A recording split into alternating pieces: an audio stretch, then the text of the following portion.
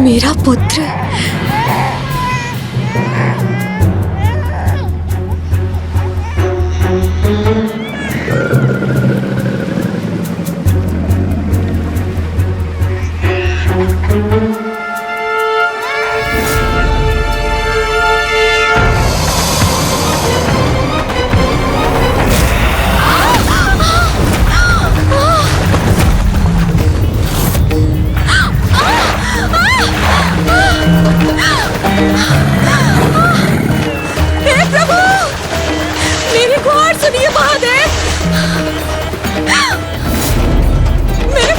रक्षा कीजिए प्रभु।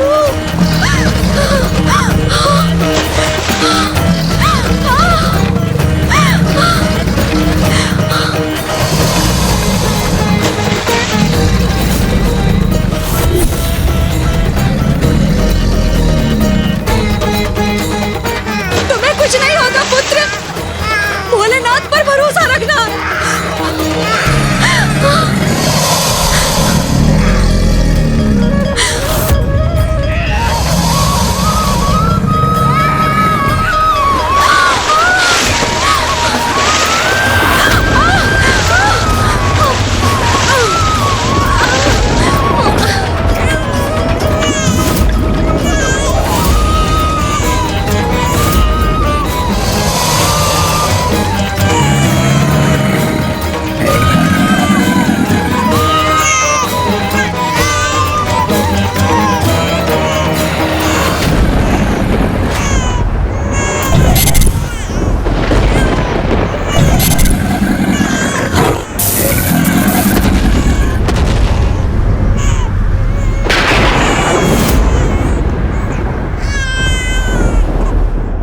प्रभु की ये लीला तो सर्वथा अद्भुत थी लंकेश।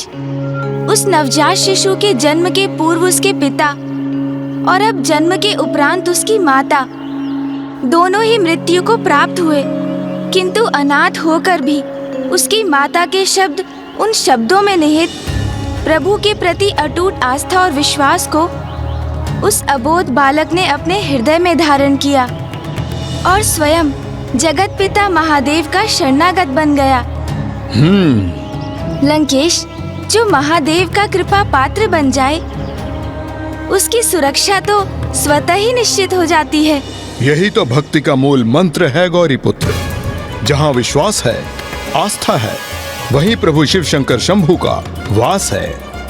किंतु फिर उस विश्वास, उस आस्था का क्या परिणाम हुआ लंकेश, जिसके साथ एक असहाय माँ अपने नवजात शिशु को उस निर्जन और भयंकर वन में अकेला छोड़ने पर विवश हो गई थी। वो भयंकर वन तब और भी भयंकर होने वाला था गौरी पुत्र, क्योंकि अब शीघ्र सूर्यास्त के साथ रात्रि का आरंभ होने जा रहा था।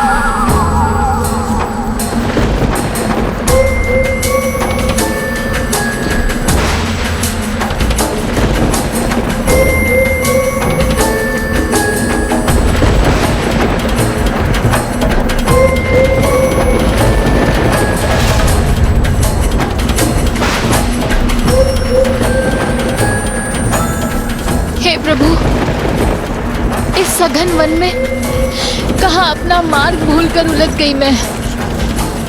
दिवस भी ढलने को है।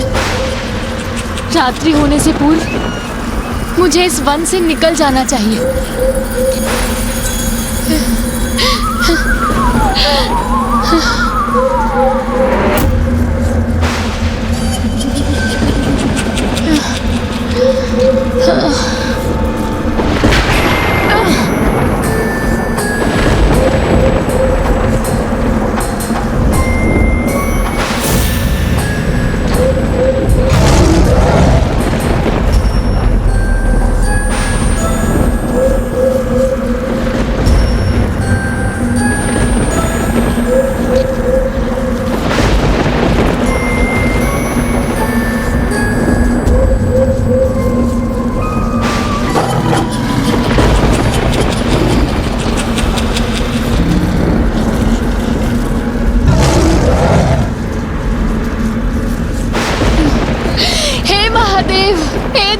प्रधान, दया कीजिए इस भिक्षुणी पर। अभी अंधकार मत होने दीजिए प्रभु।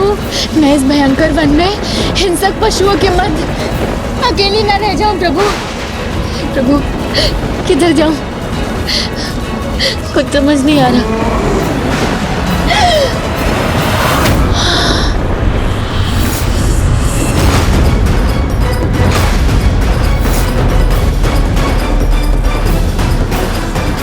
कदाचित कोई पशु घात लगाए बैठा है। मुझे मार्ग परिवर्तित करना चाहिए।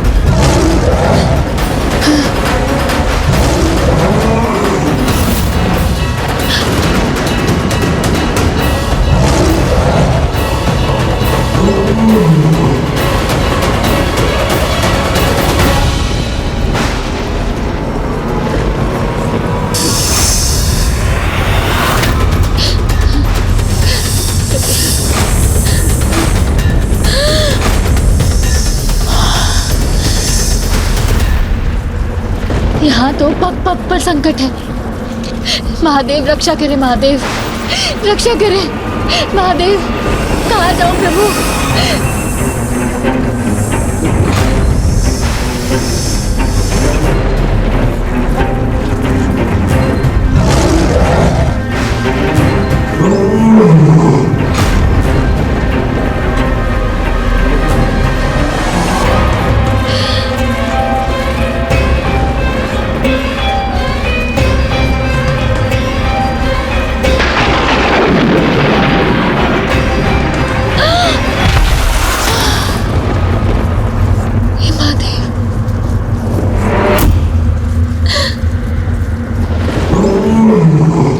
सिंह की गर्जना। मैं तो सभी ओर से संकटों से घिरी हूँ, किंतु मुझे ऐसा आभास क्यों हो रहा है जैसे कोई अदृश्य शक्ति मुझे इस मार्ग से नहीं अपितु दूसरे मार्ग से जाने का निर्देश दे रहा हो। किंतु मैं जाऊं तो जाऊं किस दिशा में?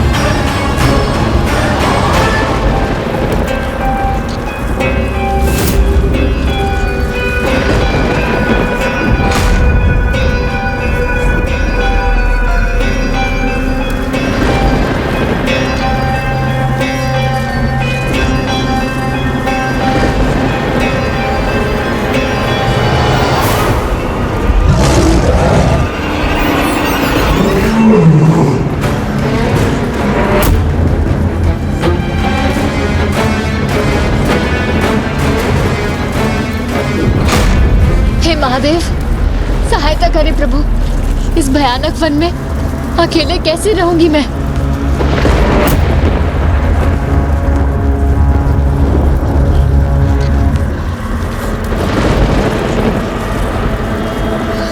अरे महादेव, हे महादेव रक्षा करे।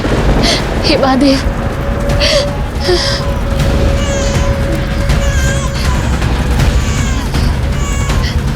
रक्षा करे महादेव।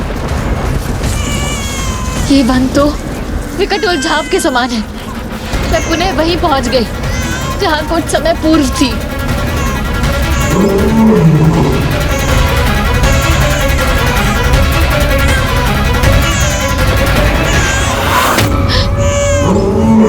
हाँ?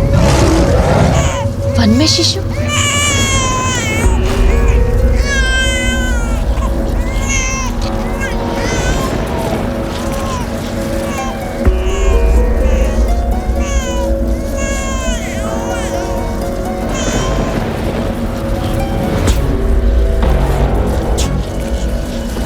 ये नवजात शिशु इस घने जंगल में कैसे? इसकी माँ कहाँ है? कोई तो होना चाहिए ना इसके साथ।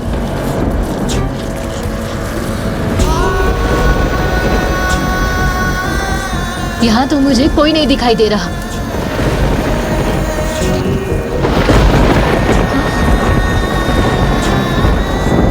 ये वस्त्र?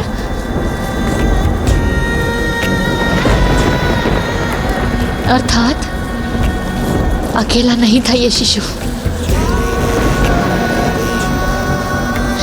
अवश्य इसकी माँ इसके साथ थी, जो अब किसी हिंसक पशु का ग्रास बन चुकी है।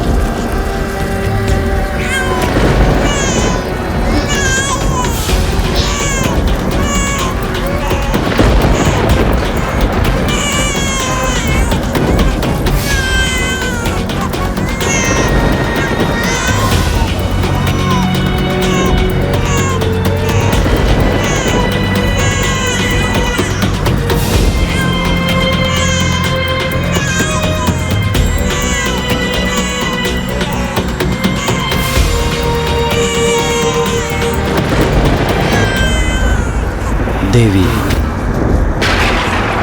आपका आंचल रिक्त है और इस शिशु को भी ममता भरे आंचल की आवश्यकता है।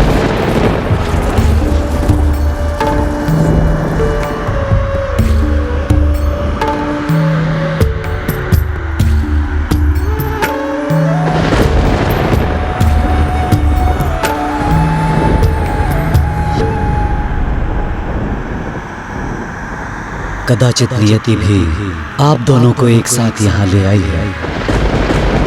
आप दोनों इस विशाल जगत में एकाकी हैं। इस शिशु के पालन पोषण के लिए, सभ्य और संस्कारी बनने के लिए इसे आवास और मनुष्यों की अच्छे संगत की आवश्यकता होगी। इसलिए आप इस शिशु का पालन पोषण कीजिए, क्योंकि वृद्धावस्था में यह आपकी सेवा करेगा।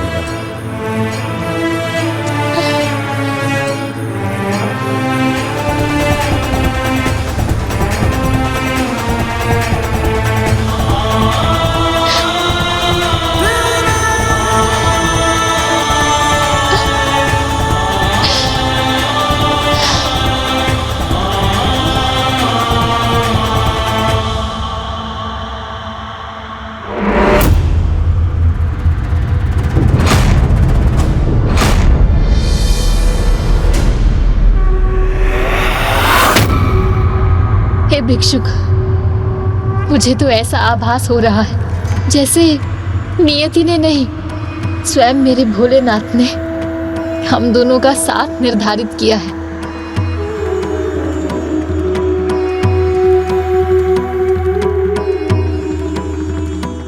पुत्र, भोलेनाथ ने तुम्हें मुझे सौंपकर मेरा रिक्त आंचल भर दिया, मुझे मेरे जीवन का एक नवीन आधार दे दिया। मुझे ज्ञात है तुम्हें भोजन देने और तुम्हारा पालन पोषण करने हेतु मेरे पास कुछ नहीं, किंतु मुझे मेरे महादेव पर विश्वास है, वही हमारी देख रेख करेंगे।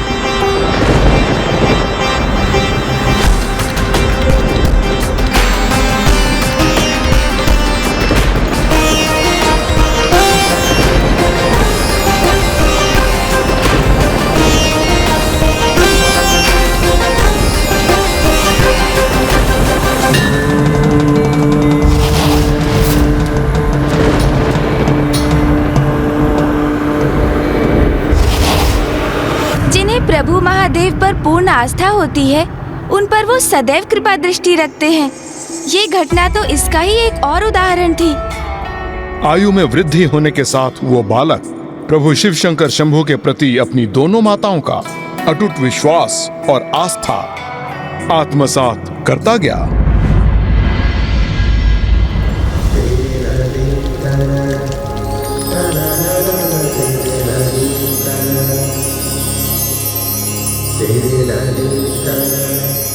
पुत्र, हम पर अपनी कृपा दृष्टि रखने हेतु मेरे प्रभु शिव शंकर है यहाँ। माँ, क्या है प्रभु शिव का परिचय और हमें सदैव उन पर आस्था क्यों रखनी चाहिए? शिव वो शून्य है जिनसे समस्त ब्रह्मांड प्रकट हुआ। वो अनंत है, सर्वव्यापी है। वही सृजनकर्ता भी है, संहारक भी और विनाशक भी। सब कुछ उन्हीं से है पुत्र, किंतु मेरे अनुसार तो शिव ही सर्वोच्च है। सृष्टि में जीवन के आधार है, इसीलिए सदा स्मरण रखना पुत्र। प्रभु शिव में सदा आस्था और विश्वास रखना, फिर जो भी होगा उत्तम ही उत्तम होगा। मुझे प्रभु शिव शंकर में अनंत आस्था है माँ। जो भी होगा सदा उत्तम ही होगा।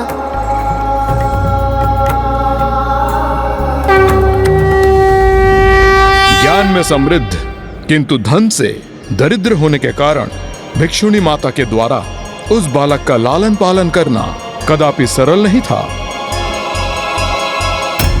किंतु जब भी वो दोनों ऐसी किसी कठिनाई का सामना करते तो कोई ना कोई चमत्कार उनको उस कठिनाई से मुक्त कर देता।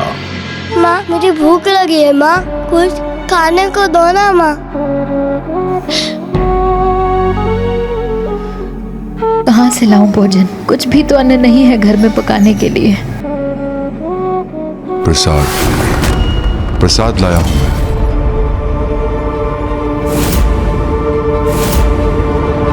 कौन?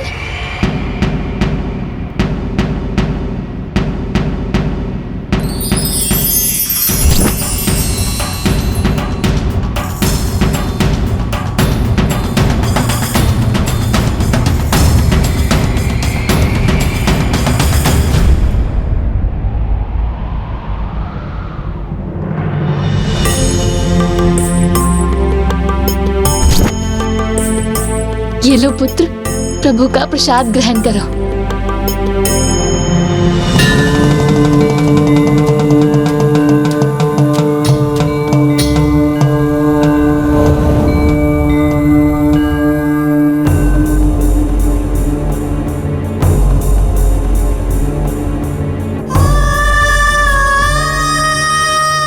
कितना तीव्र ज्वर है तुम्हें पुत्र,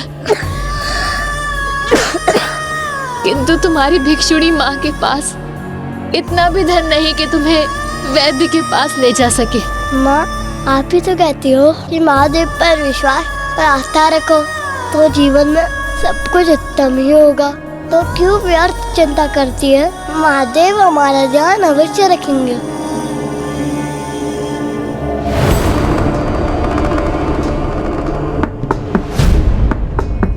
बाहर बहुत वर्षा हो रही है देवी, तो क्या मैं यहाँ आपके द्वार पर इस वर्षा के थमने की प्रतीक्षा कर सकता हूँ? मैं एक वैद्य हूँ, निकट के ग्राम के रुग्ण व्यक्ति का उपचार करने आया था।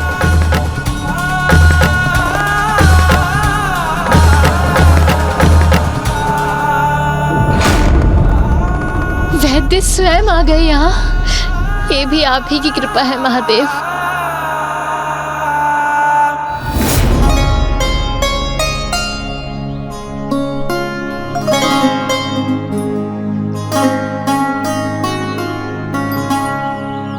माँ, सभी बालक गुरुकुल जाते हैं तो मेरा वहाँ जाने का अवसर कब प्राप्त होगा माँ?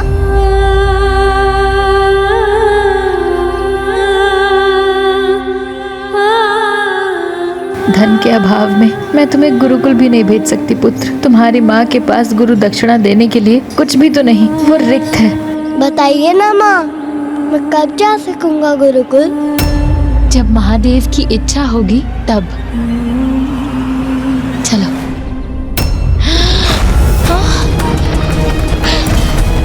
पुत्र, पुत्र।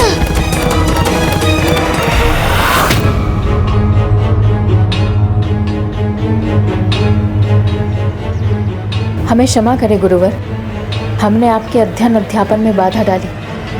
हम अभी चले जाते हैं। चलो पुत्र। कहाँ जा रहे हो तुम? तुम हमारे गुरुकुल में प्रवेश कर चुके हो, तो हमारे शिष्य हो।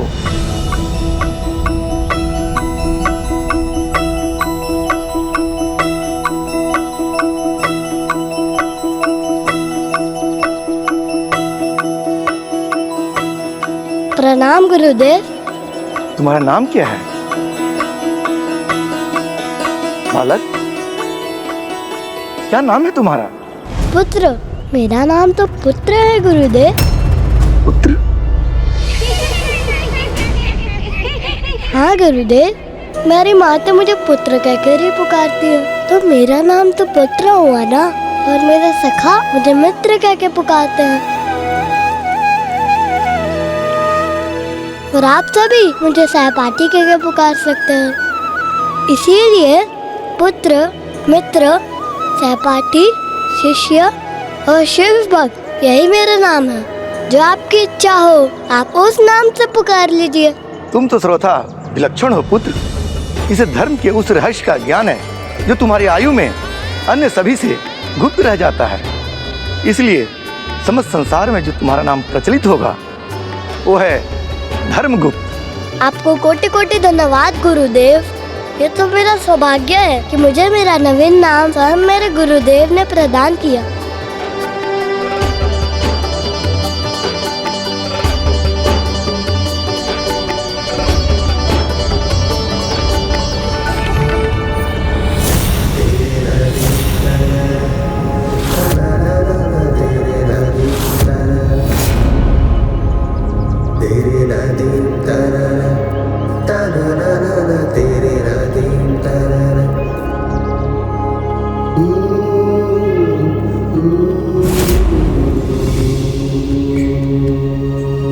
इस प्रकार समय के साथ साथ वो बालक धर्मगुप्त युवा अवस्था में पहुंच गया और अब वो ज्ञान अर्जित कर अत्यंत ज्ञानी हो चुका था।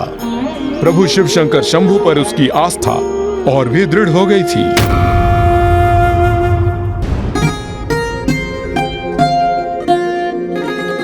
मित्र, ये मार्ग अनुचित है, इस पर मत चलो।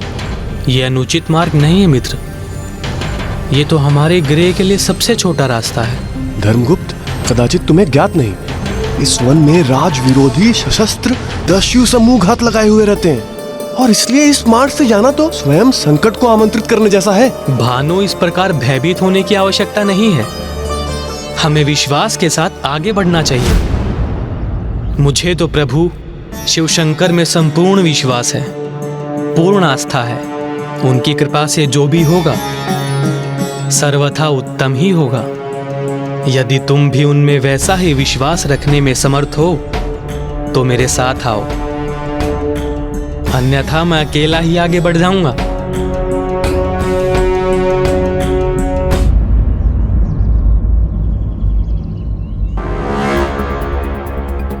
चलते चलते इतनी दूर का मार्ग तय कर चुके हैं कि अब अकेले लौटना भी उचित नहीं।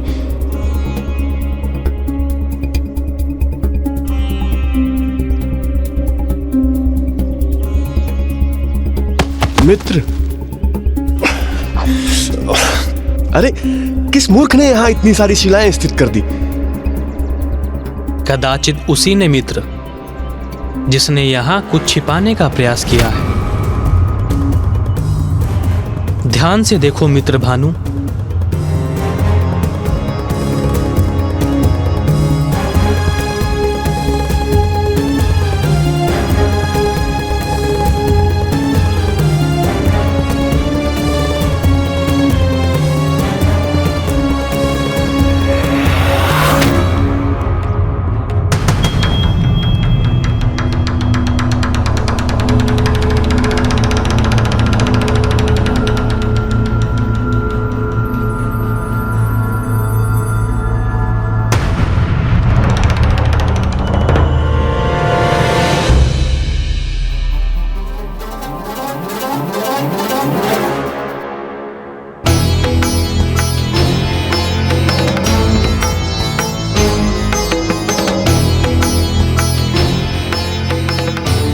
धर्मगुप्त, तुमने उचित कहा था, जो भी होगा उत्तम होगा।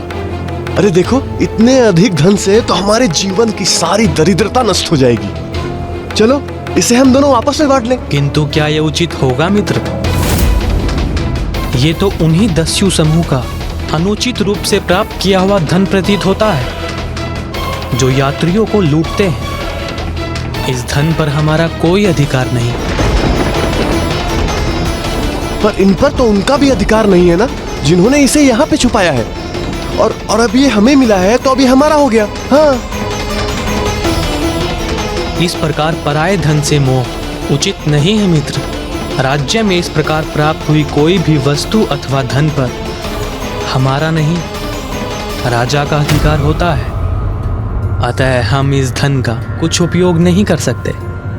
आओ हम दोनों इस धन को राजकोष में दे दें। किंतु इस प्रकार तो मित्र हमारी शत्रुता उन दस्यु समूहों से हो जाएगी और हमें कुछ प्राप्त भी नहीं होगा। जैसा मैंने पूर्व में भी कहा था,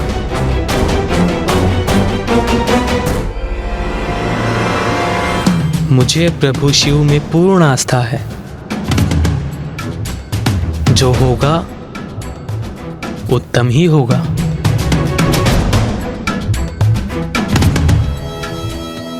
फिर क्या हुआ लंकेश? क्या भानु की स्वीकृति पाकर वो दोनों उस धन को राजा को लौटाने गए? हाँ गौरी पुत्र, भानु ने तो उनकी बात को स्वीकार कर लिया था, किंतु फिर मार्ग में स्वयं धर्मगुप्त का ही मन परिवर्तित हो गया और उन्होंने वो धन राजा के पास ले जाने का अपना निर्णय पलट दिया। किंतु ऐसा क्यों किया उन्होंने? क्योंकि ये तो उचित नहीं था। गौरी पुत्र, धर्मगुप्त के अनुसार वो जो कर रहे थे वो सर्वथा उचित ही था। मित्र धर्मगुप्त, दस्यु समूह का छिपाया धन प्राप्त करके हमारी शत्रुता तो उनसे हो ही चुकी है, किंतु अब कहीं हम राजा के भी शत्रु न बन बैठे। कदाचित जो तुम सोच रहे हो वो हमारे लिए किसी बड़े संकट का कारण न बन जाए। इनकी निर्धनता और विवशता तो देखो मित्र।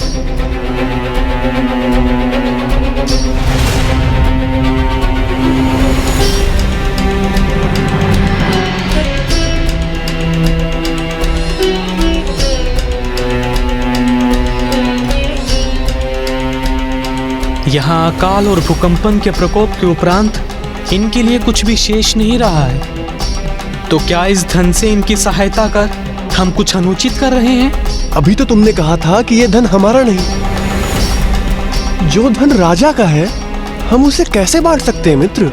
धन का उचित स्थान तो वही होता है जहाँ उसकी आवश्यकता होती है।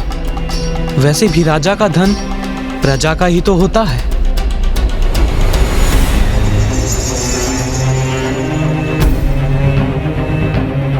एक बार उचित प्रकार से विचार कर लो मित्र, कहीं दस्यु समूह और राजा दोनों से शत्रुता का भयंकर परिणाम न भुगतना पड़े हमें। जैसा कि मैंने पूर्व में भी कहा था, मुझे अपने प्रभु शिव शंकर में पूर्ण आस्था है। जो होगा उत्तम ही होगा।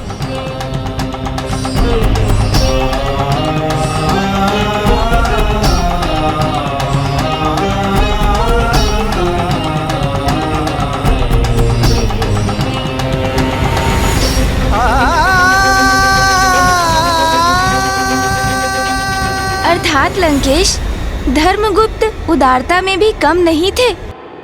हाँ गौरी पुत्र, किंतु धर्मगुप्त की उस उदारता का उन निर्धन असहाय ग्रामीणों पर अत्यंत विपरीत परिणाम होने वाला था। किंतु क्यों और कैसे लंकेश?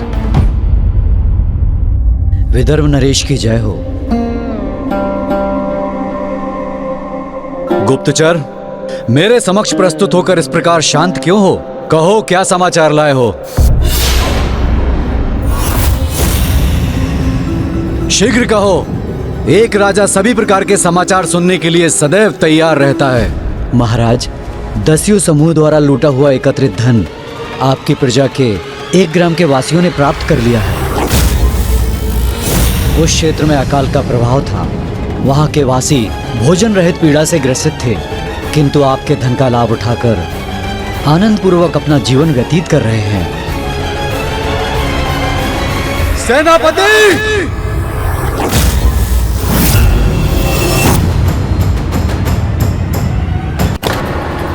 धर्मगुप्त, मैंने तुमसे कहा था ना, जो तुम कर रहे हो सर्वथा अनुचित है। मत करो, अन्यथा संकट में पड़ जाओगे। क्या हुआ भानु?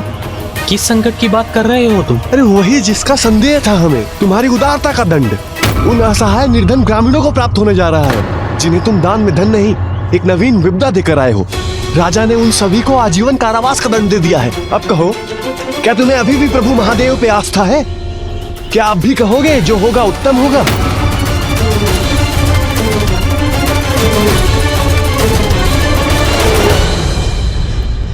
हमें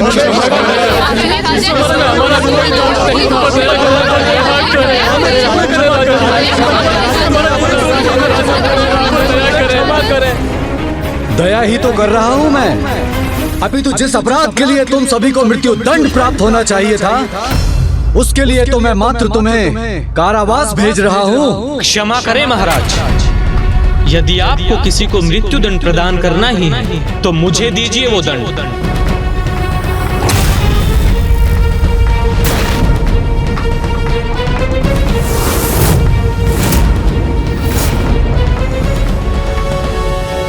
क्योंकि महाराज, इन सभी को उस धन से सहायता प्रदान करने वाला मैं ही था।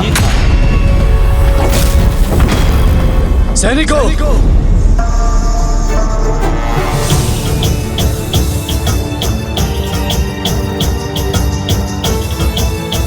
इन्हें क्षमा करें महाराज, इसमें इनका कोई दोष नहीं है। इन्हें तो ये भी नहीं ज्ञात कि जो धन इन्हें मुझसे प्राप्त हुआ है वो कहां से आया था। किंतु तुम्हें तो ज्ञात था कि दस्युओं ने वो धन अनुचित प्रकार से प्राप्त किया था।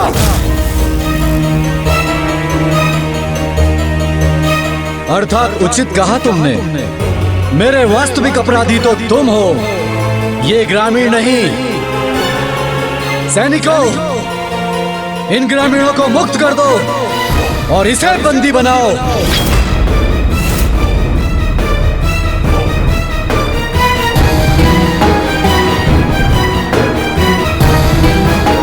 इसे क्षमा कर दीजिए महाराज। महाराज, इसने हमारी सहायता की थी, हमारा भला किया था। क्षमा कर दीजिए महाराज, इसे क्षमा कर दीजिए। कोई दोष नहीं है महाराज, क्षमा कर दीजिए महाराज। दस्युओं के कर्म से मेरा कोई संबंध नहीं है महाराज, मुझे वो धन वन में गड़ा हुआ मिला था। अच्छी कृत्रिम कथा की रचना की है तुमने, किंतु अब इस अपराध के परिणाम को प्राप्त करने से तुम्हें मुक्ति प्राप्त नहीं हो सकती। शीघ्र बताओ मुझे, किस दस्यु मुखिया के अधीन हो तुम? अन्यथा तुम्हें मृत्युदंड अवश्य प्राप्त होगा। हे महान विदर्भ नरेश, हे महाराज, आपके, मेरे और हम सभी के एक ही तो भाग्य विधाता है, और वो है स्वयं प्रभु महादेव। मैं तो उन्हीं के अधीन, वही मेरे एकमात्र मुखिया हैं। मेरे साथ शब्दों की क्रीड़ा मत करो। शीघ्र बताओ, तुम्हारे दस्यु मुखिया कौन है? अन्यथा मृत्यु दंड प्राप्त करने के लिए तैयार हो जाओ। जो सत्य था मैंने कह दिया महाराज। अब मेरे कथन पर विश्वास करना न करना आप पर निर्भर करता है। तो ये भी मत भूलो कि तुम्हारा जीवन शेष रहेगा अथवा नहीं, ये भी मेरा ही निर्णय है। नहीं महाराज, मुझे क्षमा करें, किंतु मेरे जीवन और मृत्यु के निर्धारक आप नहीं। क्या कहा तुमने? मुझे मृत्यु दंड देने मात्र से मेरी मृत्यु सुनिश्चित नहीं कर सकते आप महाराज, क्योंकि मेरी मृत्यु तो तभी होगी जब मेरे प्रभु की इच्छा हो। इतना दुस्साहस! चौर्य कर्म करने के उपरांत भी उसका प्रायश्चित करने के स्थान पर स्वयं महाराज से उदंडता कर रहे हो। अब तुम्हारी मृत्यु से कोई भी तुम्हारी रक्षा नहीं कर सकता। कल प्रातः सूर्योदय के साथ इस दस्यु के नगर के मध्य में मृत्यु दंड प्रदान किया जाए।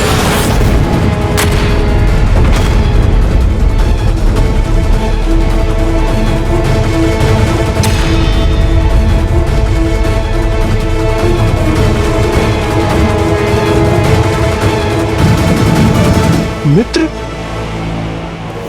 ये सब क्या हुआ? चिंता मत करो मित्र भानु, मेरे प्रभु शिव शंकर में आस्था रखो। जो होगा उत्तम ही होगा।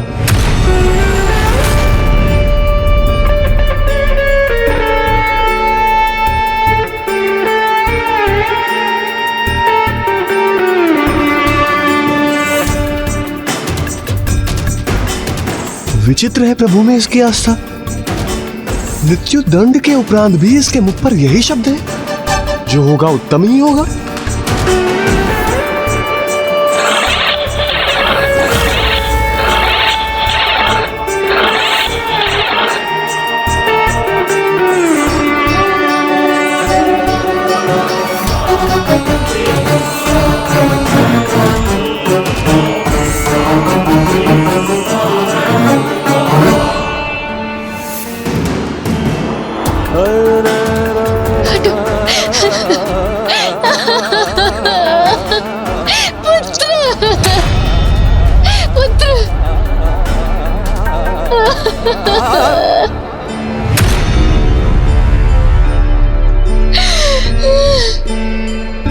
नहीं माता, आप विलाप क्यों करती हैं?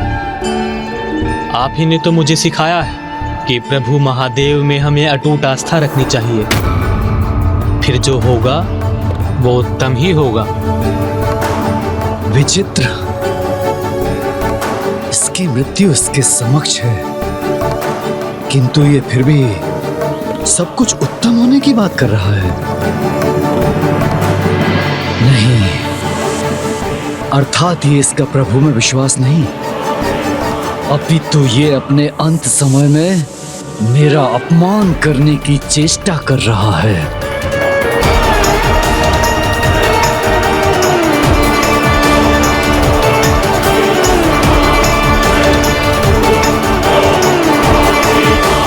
अब संपूर्ण राज्य को ज्ञात हो जाएगा कि विदर्भ नरेश के साथ उद्दंडता करने का दुस्साहस करने वाले की कैसी दुर्दशा होती है। मेरे आदेश का पालन हो।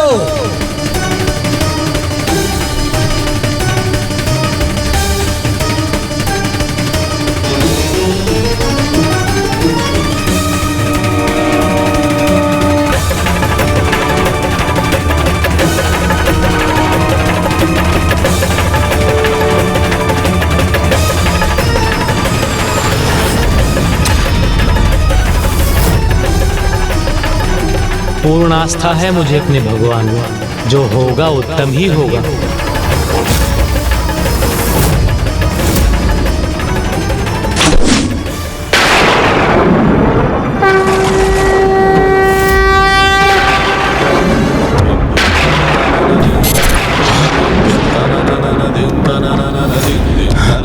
कैसी भयंकर ध्वनि है ये?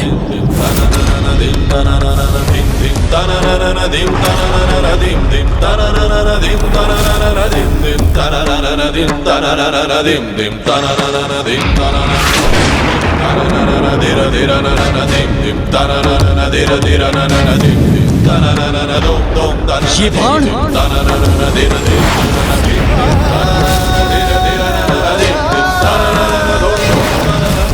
सैनिकों, सावधान! अग्नि से प्रज्वलित ये बाण किसी शत्रु का आक्रमण है। ये अब ये क्या नवीन विपदा?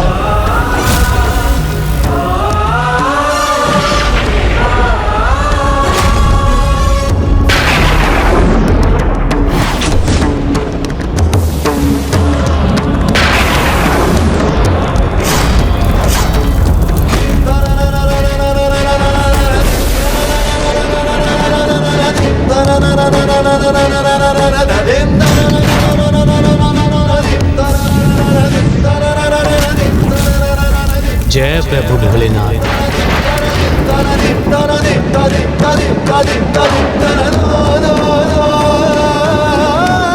आश्चर्य! ये क्या हो रहा है? किसका दुस्साहस है ये? सैनिकों, महाराज को सुरक्षित करो।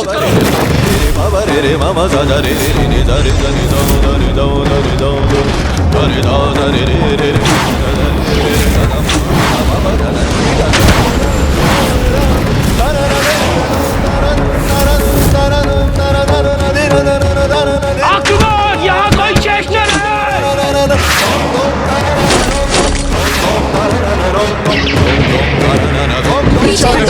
पीछे रक्षा करो।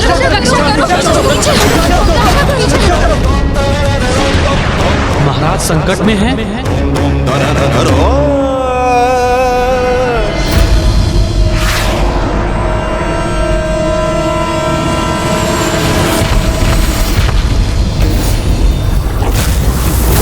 जय प्रभु महादेव।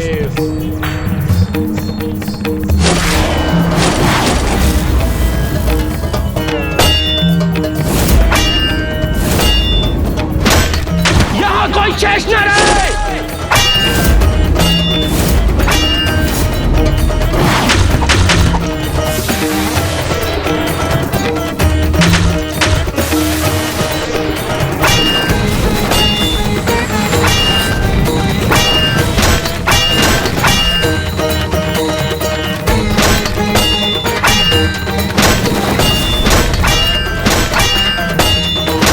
मैंने जिसे मृत्यु दंड दिया वो अपने अद्भुत पराक्रम से मेरी रक्षा कर रहा है।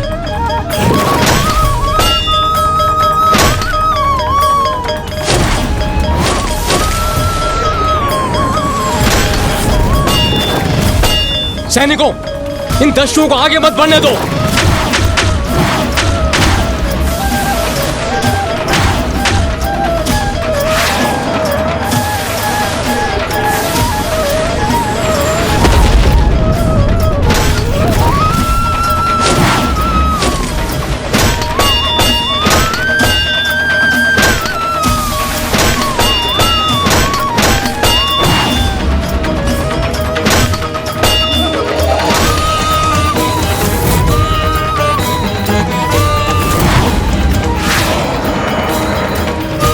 ये दस्यु तो सैनिकों को आहत कर रहे हैं। इन्हें मुझे ही रोकना होगा।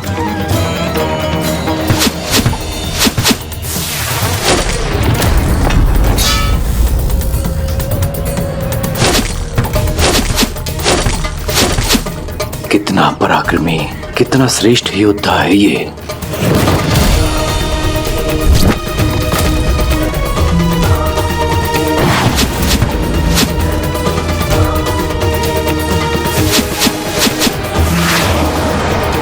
जय शिव शंकर भोलेनाथ।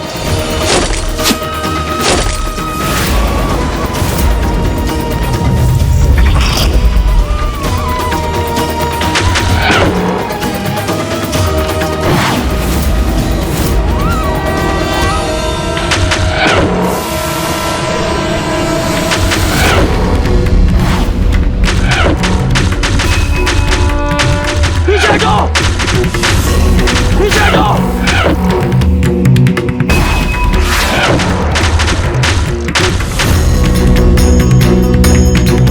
मेरी सेना जिसके समक्ष असफल हो गई उन्हें इस योद्धा ने अकेले ही रोक दिया।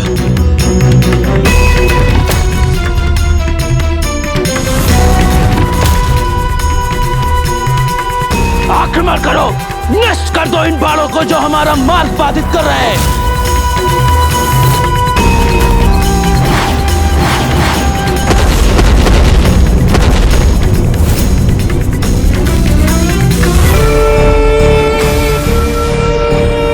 हमारे बाण इनके बाणों को क्षति पहुंचाने में अक्षम क्यों हैं? पुनः प्रयास करो।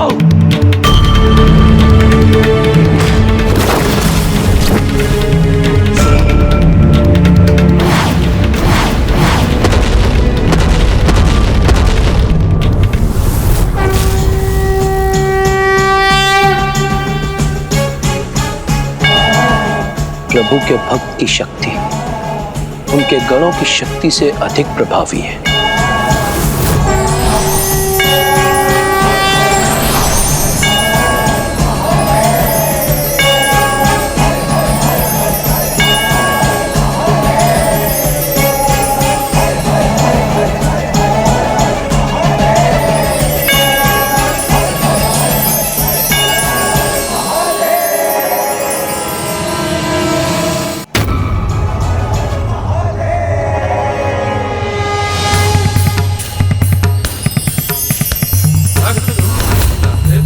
कौन है दस्यु मुखी जिनकी इतनी दिव्य ऊर्जा है?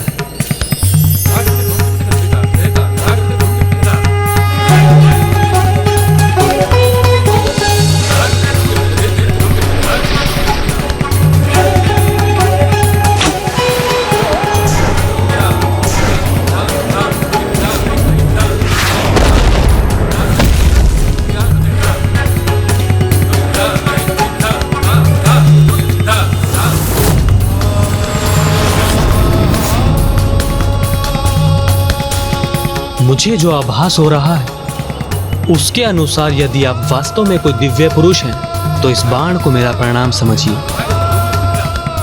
हे महान शिव भक्त, मुझे तुम्हारा ये प्रणाम स्वीकार है।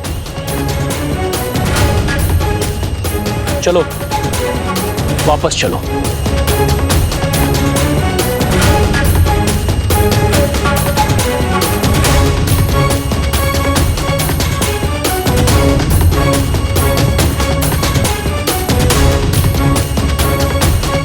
अद्भुत है इसका युद्ध कौशल।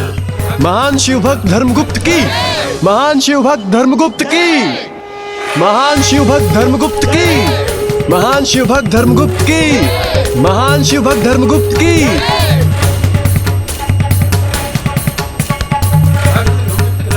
ये पराक्रमी योद्धा कोई साधारण मनुष्य तो कदापि नहीं हो सकता। महाराज, इन दस्युओं के आक्रमण से आपका आदेश बाधित हो गया। मेरा मृत्यु दंड पूर्ण न हो सका। अब मैं पुनः आपके दंड के लिए प्रस्तुत हूं। किंतु मैं पुनः कहता हूं, मेरी मृत्यु आपके हाथों में नहीं, वो तो तभी होगी जब मेरे प्रभु महादेव की इच्छा होगी। मुझसे ही तुम्हें पहचानने में भूल हुई है। तुमने तो अकेले ही दस्युओं के आक्रमण को विफल कर दिया। फिर तुम स्वयं दस्यु कैसे हो सकते हो? तो फिर कौन और क्या हो तुम? तुम्हारा वास्तविक परिचय तो मुझे इतना ही ज्ञात है कि तुम एक भिक्षुनी के पुत्र हो, किंतु तुम जन्म से क्षत्रिय, कौशल में एक महान योद्धा और व्यवहार में एक तपस्वी प्रतीत होते हो। और तुम्हारी प्रवृत्ति तो एक अंधभक्त के समान है। इसीलिए मैं भी नहीं समझ पा रहा हूं कि तुम्हारा वास्तविक परिचय क्या है। मैं और कुछ नहीं महाराज, मात्र एक शिव भक्त हूं। और मेरी माता के सीख के अनुसार प्रभु महादेव ही सब कुछ है। अभी तक जो भी हुआ है उन्हीं की इच्छा से हुआ है, और भविष्य में जो भी होगा उन्हीं की इच्छा के अनुसार होगा।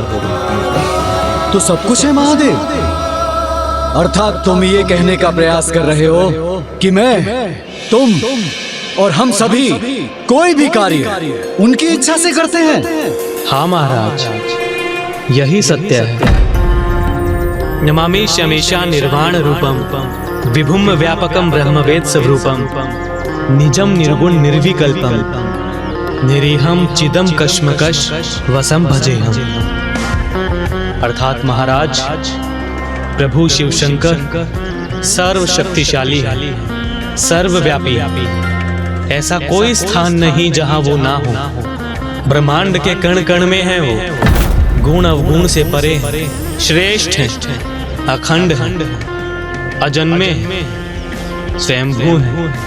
प्रभु तो वो सर्वोच्च चेतना के सागर जो शब्द और विचारों से भी परे है। ध्यान का वो रूप है जहां पावन निर्मल चैतन्य के अतिरिक्त और कुछ भी नहीं। और मेरे उन्हीं प्रभु महादेव ने आज मेरी रक्षा की। तुम एक अत्यंत पराक्रमी योद्धा हो, किंतु अबोध हो। इसीलिए मान बैठे हो कि ये संयोग में शिव का हस्तक्षेप था। कदाचित ये तुम्हारे अंधविश्वास का ही परिणाम है। ये अंधविश्वास नहीं है महाराज, ये तो सर्वव्यापी सर्वज्ञ है। मेरे प्रभु महादेव पर मेरी अटूट आस्था का ही परिणाम। सर्वव्यापी अर्थात तुम ये कहने का प्रयास कर रहे हो कि वो सर्वत्र विद्यमान है। तब तो कहो उनसे यहाँ प्रकट हो और तुम्हारे विश्वास को प्रमाणित करें।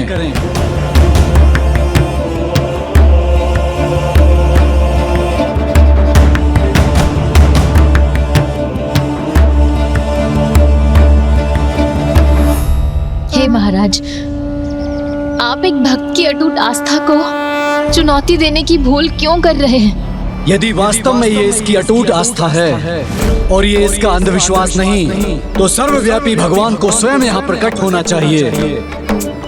तभी तो ये प्रमाणित होगा कि यहाँ जो कुछ भी घटित हुआ है उसके कारण वही है।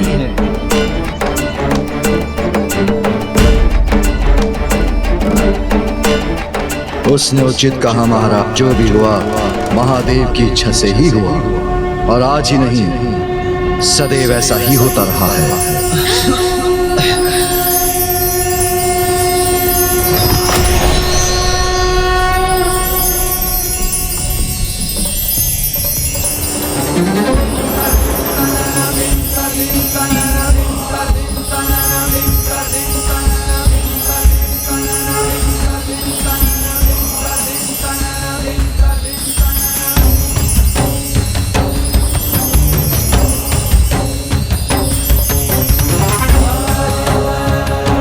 ये तो वही दिव्य भिक्षुक है पुत्र, जिनके कहने पर वन में मैंने तुम्हें पुत्र रूप में स्वीकार किया था।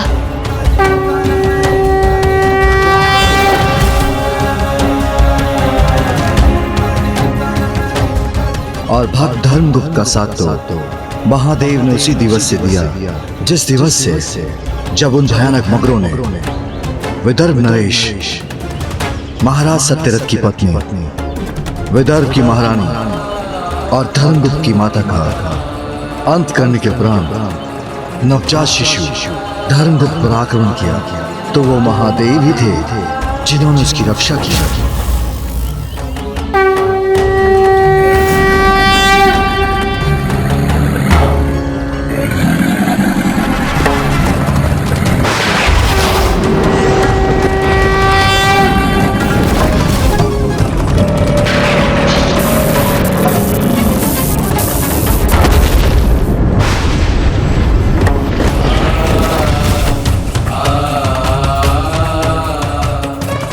वो शिव ही थे जिनके हस्तक्षेप के कारण भक्त धर्मगुप्त की माता को उसके निकट जाने की प्रेरणा प्राप्त हुई।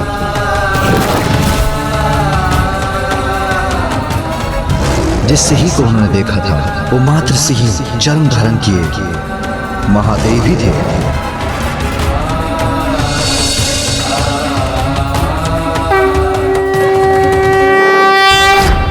शिव, वो स्वयं प्रभु शिव ही थे।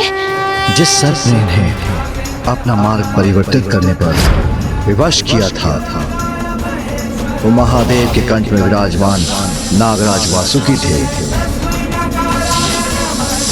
और जिस विद्युत ने वृक्ष की शाखा को उनके समक्ष गिरा दिया था वो महादेव के त्रिशूल से ही उत्पन्न हुई थी।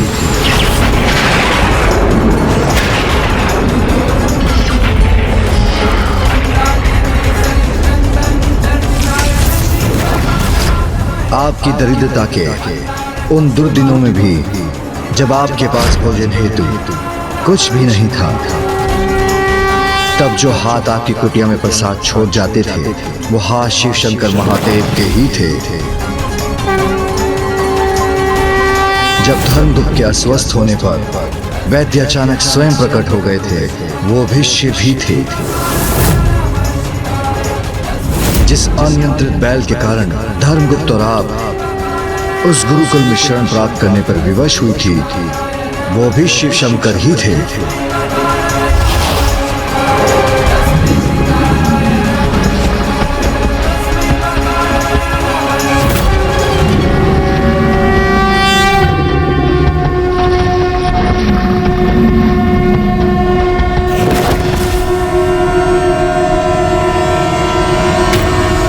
मुझे ज्ञात था इस संपूर्ण समय हमारी सहायता हेतु स्वयं प्रभु शिव शंकर ही भिन्न रूप लेकर प्रकट होते थे।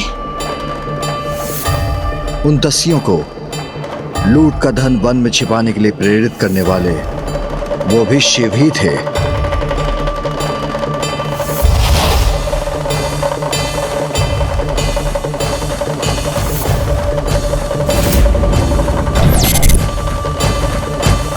दसमुखिया, ये लूटा हुआ धन हमें इसी वन में छिपा कर रखना चाहिए, क्योंकि राजा के सैनिक चारों ओर फैले हुए हैं। धन यहाँ रहेगा तो सुरक्षित होगा।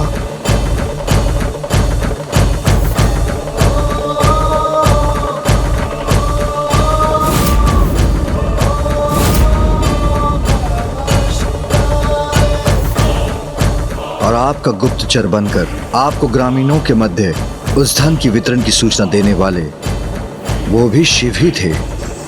महाराज, दस्यु समूह द्वारा लूट का एकत्रित धन आपकी ही प्रजा में ग्राम के वासियों ने प्राप्त कर लिया है और अभी जिनके आगमन से धर्मगुप्त का मृत्यु दंड टला, वह आक्रमणकारी दस्यु कोई अन्य नहीं, महादेव के भेजे हुए गण ही थे। नहीं माता, आप विलाप क्यों करती हैं? आप ही ने तो मुझे सिखाया है प्रभु महादेव में हमें अटूट आस्था रखनी चाहिए, फिर जो होगा वो उत्तम ही होगा। नंदी, अब उचित समय आ गया है।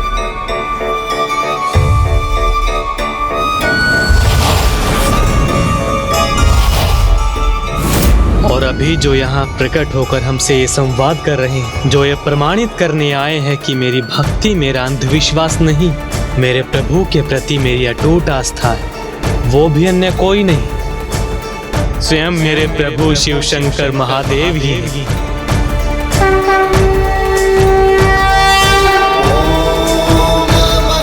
तुम ये कहने का प्रयास कर रहे हो कि वो सर्वत्र विद्यमान है? तब तो कहो उनसे कि यहाँ प्रकट हो। ओम नमः शिवाय।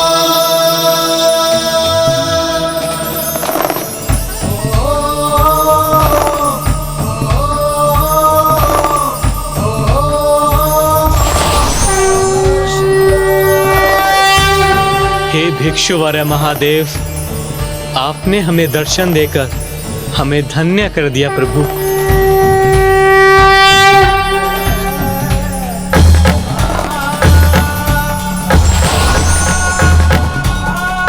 तुमने शरणागत होने का चरम भाव प्रस्तुत किया है। जिस प्रकार तुमने कभी मुझ पर अपनी अटूट आस्था का परित्याग नहीं होने दिया, वैसे मैं भी तुम्हारा परित्याग नहीं कर सकता।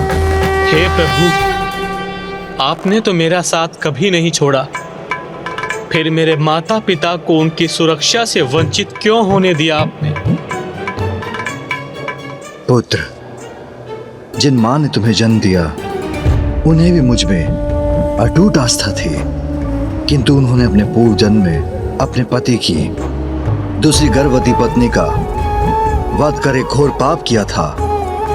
इसलिए इस जन्म में मातृत्व का सुख भोगने का अवसर प्राप्त नहीं हुआ और तुम्हारे पिता ने भी अपने पूर्व जन्म में किसी को मृत्युदंड देने हेतु अपनी पूजा मध्य में ही छोड़ दी थी, जिसके फलस्वरूप अपनी आयु और शासन के मध्य में उनसे उनके राज्य और प्राण दोनों ही छिन गए।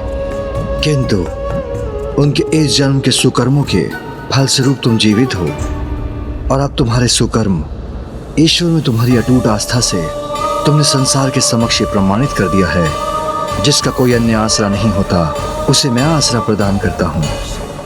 और आज मैं एक घोषणा भी करता हूँ, जो ईश्वर पर अटूट आस्था रखेगा, ईश्वर का आशीर्वाद सदैव उस पर रहेगा।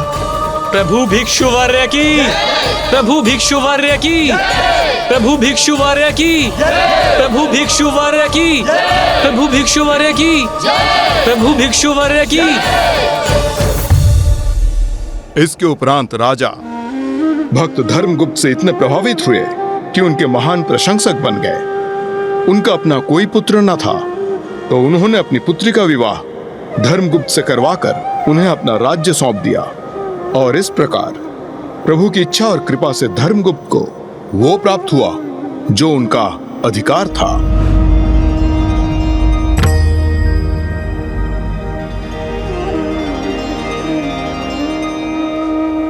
इस प्रकार प्रभु महादेव ने उत्तम जीवन का अगला सूत्र संसार के समक्ष प्रकट किया।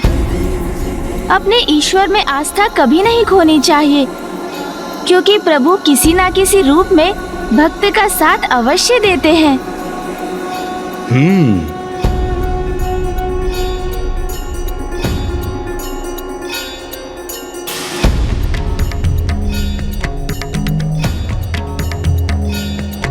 लंकेश, जल ग्रहण कीजिए।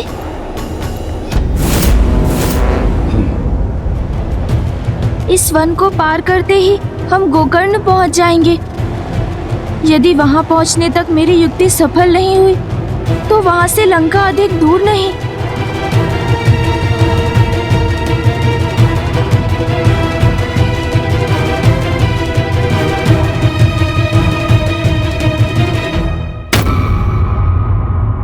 एक भक्त को सांसारिक आघातों से भयाक्रांत नहीं होना चाहिए, क्योंकि सच्ची भक्ति और आस्था को संसार का कोई भी अस्त्र काट नहीं सकता।